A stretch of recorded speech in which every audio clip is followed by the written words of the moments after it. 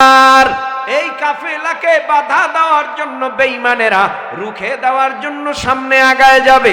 হঠাৎ একজনে আওয়াজ দিয়ে কয়, কোন কাফেলা বাধা দিবা? যেই কাফেলায় আবু বকর, যেই কাফেলায় উসমান, যেই কাফেলায় উমর, যেই কাফেলায় হযরতে আলী, 10,000 সাহাবা একরামের কাফেলা। এই কাফেলা কেমনে বাধা দিবা? এই কাফেলা বাধা দিতে পারবা না। এক উমরের, আবু বকর, উসমান, আলীর কথা শোনার পর বেঈমানেরা আস্তে করে জমিনের মধ্যে হতভম্ব হয়ে গেলে, স্তব্ধ হয়ে গেল। না মক্কার নগরীতে ঢুকতে দাও, আমরা বাধা দিয়া রাখতে পারবো না। এক একজন এক এক জায়গায় ছুটে চলে গেল। আখিরি জামানার পয়গম্বর মক্কায় ঢুইকাই ডাক দেয়, ও মক্কা নগরীর মানুষেরা, তোমরা তো আমার পর না, আমারে মারতে কম মারু নাই, আমার মা নাই, আমার বাবাও নাই, তোমরা আমারে মাইরা মাইরা মাইরা মাইরা এই আমার বাপ দাদার ভিটা বাড়ির থেকে পাঠায় দিছো, আমারে মাইরা মাইরা মক্কা সাইরা মদিনায় পাঠায় দিছো। তোমরা তো আমার আপন মানুষ ছিলা, তোমরা কেউ আমার বাবার আত্মীয়, কেউ বা আবার দাদার আত্মীয়, তোমরা কেউ বা আমার চাচার আত্মীয়, তোমরা কেউ বা আমার নিজের আত্মীয়, কেউ বা আমার বিবি সাহেবার আত্মীয়, তোমরা আমারে রক্ত ঝরাইছো, থাপ্পড় দিয়েছো, মাইরা মাইরা জমিন মোবারকটা রক্ত দিয়া লাল বানাইছো। আমি ইচ্ছা করলে এখন তোমাদের প্রতিশোধ নিতে পারি, কিন্তু আমি নবী, তোমরা আপন বলে, বংশের বলে, কাছাকাছি বলে, আমি নবী সবাইরে সাধারণ ক্ষমা করে দিলাম। ক্ষমার আওয়াজ পাইয়া বেঈমানেরা দৌড়াইয়া দৌড়াইয়া মায়ার নবীর কাছে আইসা কালেমা পড়ে মুসলমান হইতেছে। যারা দাগী আসামি ছিল মুহাম্মদ সাল্লাল্লাহু আলাইহি ওয়াসাল্লাম কি, যারা নির্মম ভাবে অত্যাচার করেছে, যারা নির্মম ভাবে রাসূলের চাচা আমির হামজাকে শহীদ করেছে, এরা পালাইতেছে পালাইতেছে। মুহাম্মাদের হাত থেকে আমরা বাঁচতে পারবো না। তাই তো আবু জাহেলের সন্তান ইকরামা অথবা আকরামা পালাইবার জন্য নদীর কিনারায় গেছে। নদীর কিনারায় যাইয়া দেখে নৌকার ভিতরে মাঝি ডাক দিয়া কয়, ও নৌকার মাঝি ভাই, পারবা কি আমারে বিশাল নদীটা পার করাইয়া ওই পারে পৌঁছায় দিতে? আমি দেশান্তরিত হয়ে যাব। কেন, কি হইছে? কয়, মুহাম্মদ নামের মুসলমানদের নেতা মক্কার জমিনে আগমন করেছে, মক্কা বিজয় করে নিছে, মক্কা দখল করেছে। এখন তো এই মক্কার জমিনে আমরা দাগিরা থাকতে পারবো না। কতজন রে মারলাম, কতজন রে কাটলাম, কতজন রে শহীদ করলাম, কতজনের শরীর থেকে দেহ ছিন্ন বিচ্ছিন্ন করলাম। এই জমিনের মধ্যে এখন আমরা থাকতে পারবো না, আমরা দাগি। এবার মাঝি ডাক দিয়া কয়, ও আবু জাহালের সন্তান আকরামা, নবী তো সবাইরে সাধারণ ক্ষমা করে দিছে, চোরে শোনে না ধর্মের কাহিনী। এবার দাগি লোক কয়, না না, সবাইরে মাফ করলেও আমারে করবে না, কারণ আমি আবু জাহেলের ছেলে। আর সবাইরে মাফ করলেও হসিরে করবে না, কারণ আমি নবীর চাচা আমির হামজাকে নির্মম ভাবে শহীদ করে দিয়েছি। ওই আমির হামজা কেমন চোখ উগড়ে ফেলেছি, নাক কেটে ফেলেছি, ঠোঁট কেটে ফেলেছি, কান কেটে ফেলেছি, দেহটা টুকরো টুকরো টুকরো করেছে, বুক ফাইরা কলিজাটারে বাইরে কইরা হেন্দা চিবাইছে। মায়ার নবী চোখের পানি ফালাইয়া কান্না করে আর বলে, আহা, আজকে উহুদের ময়দানে আমার চাচারে শহীদ করে দিয়েছে, খবরদার আমার ফুফুরে আমার চাচার লাশ দেখাবি না। ও সাহাবায়ে কেরাম, তোমরা উপস্থিত যারা আছো, আমার ফুফি লাশ দেখে আমা সহ্য করে থাকতে পারবে না, আমি নিজেই তো দেখা সহ্য করে থাকতে পারি নাই। আওয়াজ গেছে কানের ভিতরে, ভাই মারা গেছে, বোন কি বাড়িতে বসে থাকতে পারে? দৌড়াইয়া আইসা দেখে ভাইয়ের নাক নাই, কান নাই, ঠোঁট নাই, চোখ নাই, ভাইয়ের সিনাটা ফাড়া, কলিজাটা বের করা। কি হইছে? এই লাশটা কার? কয় আমার ভাই। কই? কয় আপনার ভাই। কোথায়? আপনার ভাইকে দেখার জন্য, না দেখার জন্য আল্লাহর নবী বারণ করেছে, দেখা যাবে না। তো দেখে তো দেখলেন এই অবস্থা। নবী আমার ডেকে বলে, ও সাহাবায়ে কেরাম, জীবনে আমি যত কষ্ট পেয়েছি সবচাইতে বড় কষ্ট পেলাম চাচার শহীদ হওয়ার দৃশ্য দেখা। এই তো পয়গম্বর আরবি সাল্লাল্লাহু আলাইহি ওয়াসাল্লাম সবাইরে সাধারণ ক্ষমা করে দিয়েছে, কিন্তু ওয়াহশী পালাইতেছে। অন্যদিকে আবু জাহেলের সন্তান আকরামা পালাইতেছে, নৌকায় উঠছে। এবার নৌকাটা নদীর মাঝখানে যাওয়ার পর আল্লাহর কুদরত বোঝা যায় না। আকাশটা মেঘাচ্ছন্ন হয়ে গেল, জমিনের মধ্যে এখন নদীর মধ্যে অন্ধকার হয়ে গেছে, বিজলি চমকাইতেছে, তুফান উঠতেছে, বাতাস, অনেক বড় বড় বড় বড় ঢেউ, নৌকা তলিয়ে যাবে যাবে ভাব।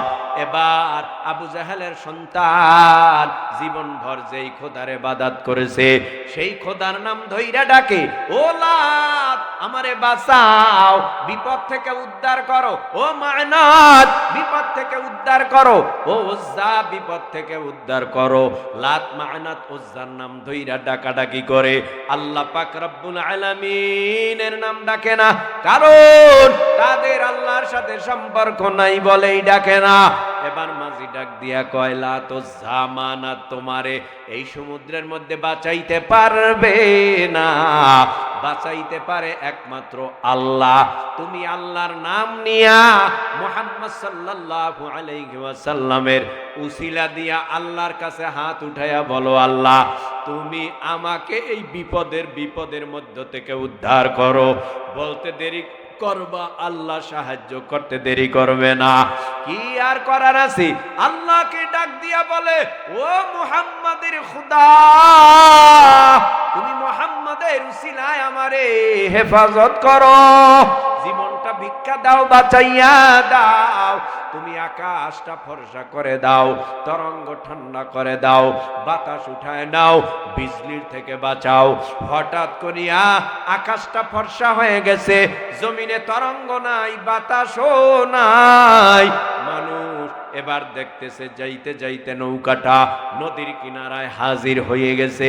এবার আবু জাহেলের সন্তান একরামা অথবা আকরামার হৃদয়ের ভেতরে ঈমান ঢুকে গেছে, দৌড়ায় আর বলে, আমি এখন আর নবীর দরবার ছাড়বো না। দৌড়াইয়া নবীর দিকে আগায়। মাঝি কয়, টাকা দিবা না? কয়, কিসের টাকা? আগে নবীর কাছে যাই, তারপরে লেনদেন পরিষ্কার। এই এমন পাগল হয়ে গেছে, নবীর দরবারে যাইতেছে, ওইদিকে ওয়াহশীও যায়, আবু জাহেলের সন্তানও যায়। আবু জাহেলের সন্তান একরামা নবীর সামনে দাঁড়ায় গেল, ওয়াহশীও দাঁড়ায় গেল। ও নবী, জীবনে তো অন্যায় কম করি নাই, আল্লাহ কি আমাদের মাফ করবে? ওয়াহশীরে নবী কয়, তুমি আমার চাচারে শহীদ কইরা দিছো, তোমারে দেখলে আমার চাচার কথা মনে পইরা যায়, আমার কষ্ট লাগে, তোমার চেহারাটা অন্যদিকে ঘুরায়া নাও। নবী তো ইন হুয়া ইল্লা ওয়াহয়ু ইউহা, ওহী না আসলে কথা বলতেন না। এবার ওয়াহশীরে দেইখা, আবু জাহেলের সন্তান দেইখা নবী আমার নিস্তব্ধ, কোনো কথা নাই। হঠাৎ করে জিবরাইল আলাইহিস সালাম কোরআনের আয়াত নিয়ে হাজির হয়ে গেল। আল্লাহ পাক রব্বুল আলামিনের পক্ষ থেকে জিবরাইলের মাধ্যমে নবীরে জানায় দেয়, কুল ইয়া ইবাদিয়াল্লাযীনা আসরাফু আলা আনফুসিহিম লা তাকনাতু মির রাহমাতিল্লাহ,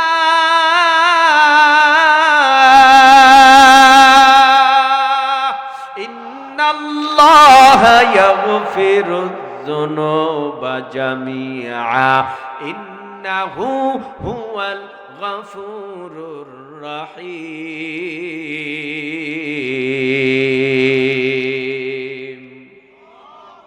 আপনারা ঘুমাইতেছেন সবাই? হ্যাঁ, আওয়াজ আওয়াজ নাই, খারাপ লাগতেছে না? ভাল লাগতেছে? তাহলে আল্লাহু আকবার বলেন। এই আওয়াজ আপনাদের, বাকি আওয়াজ কোথায়? কি নির্বাচনের অপেক্ষায়, সার অপেক্ষায় আছেন যে নির্বাচন আসবে তো আওয়াজ সব ভলিউম বাড়ায় দিয়া মেম্বার চেয়ারম্যান এমপি রে খুশি করে দেবো, তো 500 টাকা তো পাবো স্লোগানে, আর এখন চিল্লাইলে কে টাকা দেবে? অবস্থা খারাপ। আমরা বুঝাই একটা, আপনারা বুঝেন আর একটা। ডাক্তারের কাছে রোগী গেছে, ও ডাক্তার সাহেব পায়খানায় সমস্যা, এর পায়খানায় সমস্যা লয়ে গেছে ডাক্তারের কাছে। আমরা বুঝাই একটা, আপনারা বুঝেন আর একটা, এজন্য এক্সামটা দিতেছি। রাগ করতেছেন? কিচ্ছু করার নেই। ডাক্তার কয় তোমার পায়খানায় সমস্যা, আসো। সব বিস্তারিত খুলে বললেন। ডাক্তার একটা মলমের কৌটা দিলেন অনেক বড়, পায়খানার রাস্তায় লাগাইবা, পায়খানার রাস্তা ক্লিয়ার হয়ে যাবে, সমস্যা থাকবে না।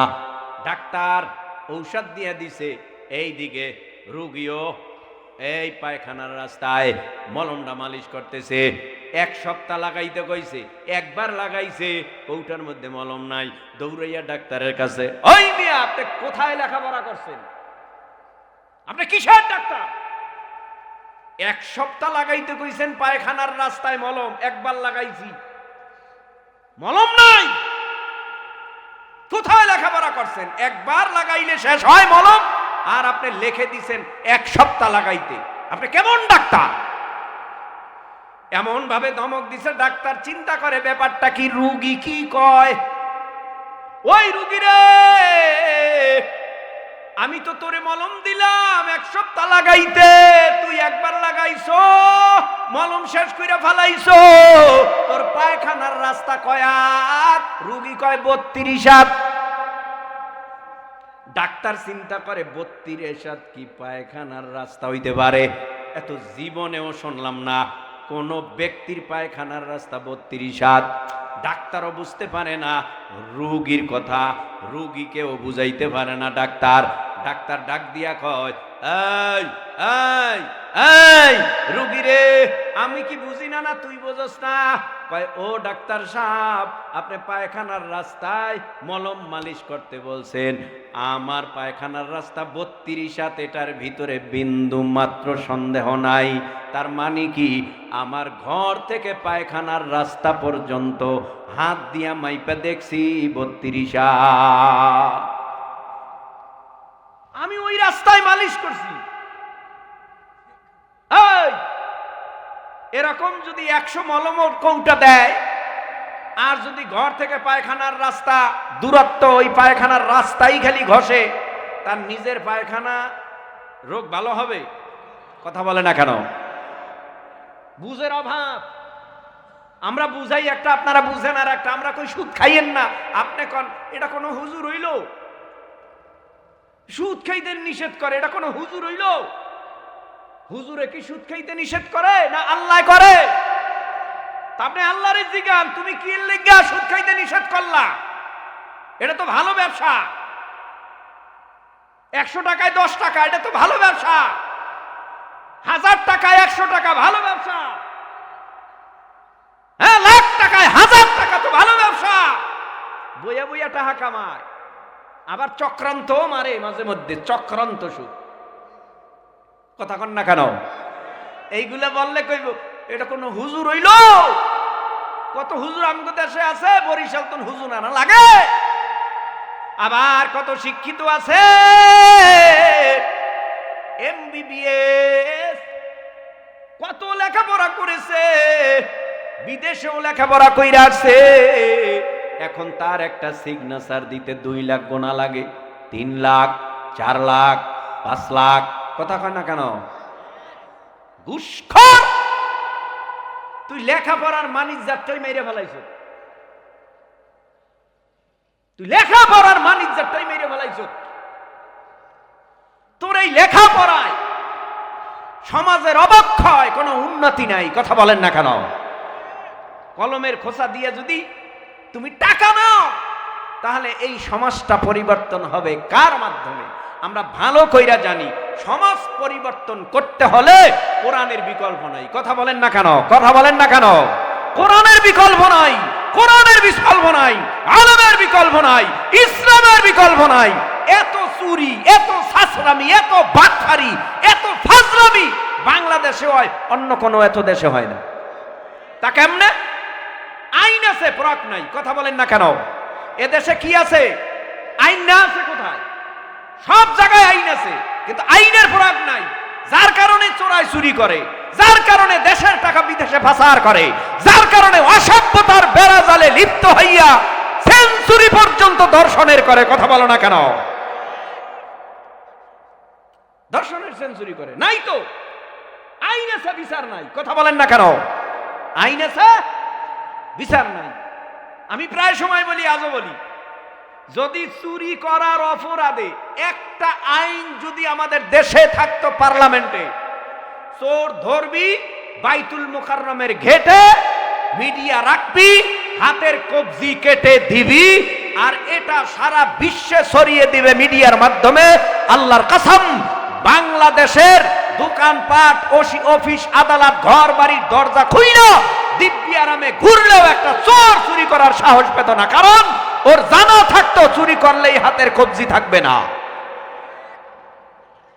নাই তো। আমাদের অবস্থা কি? আমরা ওই তালে তালে আছি।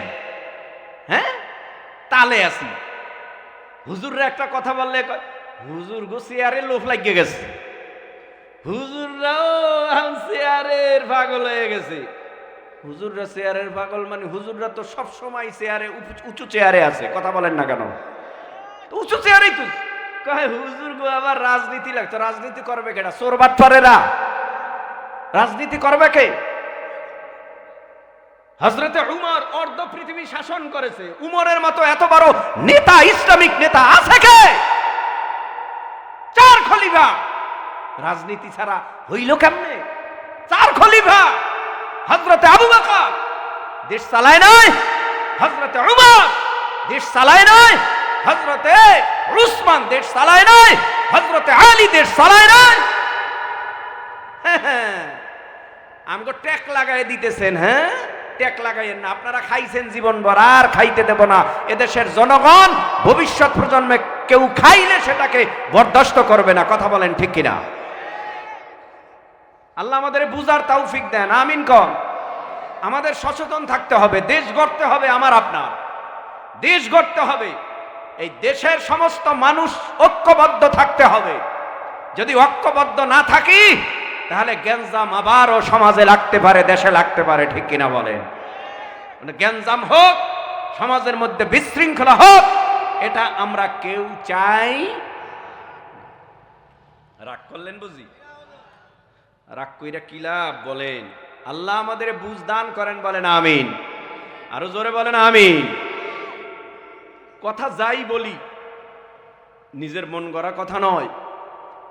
এদেশের যুব সমাজ, তরুণ কিশোর, এরা ঠিক হয়ে গেলে আগামীর ভবিষ্যৎ ঠিক হয়ে যাবে।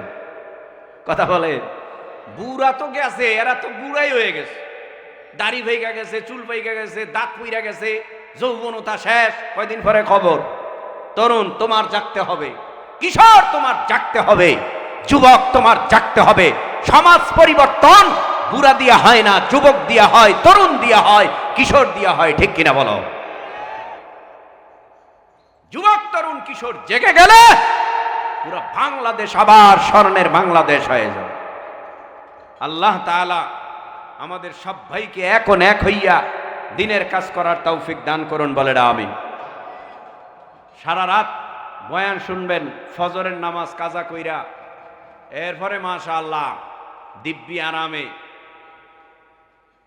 জাহান্নামের বাসিন্দা হবেন। এটা কি কেউ কামনা করে? তাহলে নামাজ বড় না ওয়াজ বড়? হ্যাঁ, নামাজ বড়। নামাজ পড়বেন আপনারা সবাই সবাই। ফোরকানিয়া মাদ্রাসা, এই মাদ্রাসাটা হেফজখানা হইলে কোনো ক্ষতি আছে? একটা হেফজখানা লাগে, আমার ধারণা একটা হেফজখানা দরকার। আর আপনাদের এলাকার মানুষ তো মোটামুটি কম না, মানুষ তো আছে, কিন্তু আমার ওয়াজে এত কম মানুষ। আমার নিজের কাছেই আজকে লজ্জা পেলাম যে ব্যাপারটা বুঝলাম না। ভুল তো আসলে কমিটির না, সব ভুল আমার গুনার কারণে লোকায় নাই, আমার অন্যায়ের কারণে লোকায় নাই। গাজীপুরের মতো জায়গায় লোক হইব না ওয়াজে, এটা তো মানা যায় না। নিজেকে নিজে ধিক্কার দিতেছি। আমাদের ওয়াজে 2, 4, 5 হাজার, 10 হাজার, 50 হাজার লোক তো হয়। যাক, আমি তো আগে